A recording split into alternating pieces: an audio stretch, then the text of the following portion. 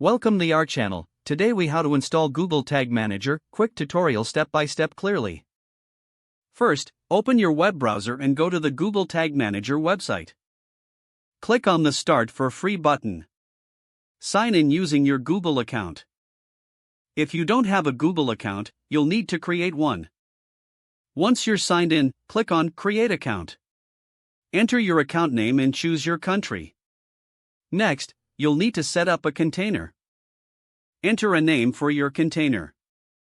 Select where you want to use the container, either a web platform or a mobile app. Click Create to proceed. Read through the terms of service and agree to them. You will now see your container code. Keep this tab open for reference, as you'll need it soon. Open your website in another tab. Access the HTML code of your website.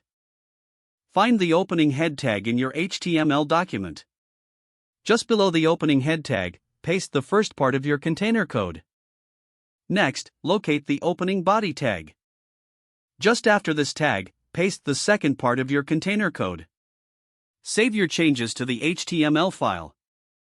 If you're using a content management system, navigate to the settings for adding custom scripts. Follow the instructions for adding code to your site's header and body.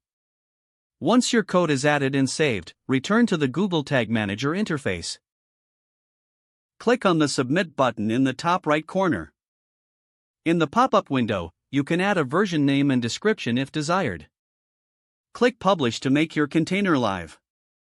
Now, you're ready to set up your first tag. Click on Workspace in the left navigation menu. Choose the type of tag you want to create. Don't forget to like this video and subscribe to our channel for more step-by-step tech guides.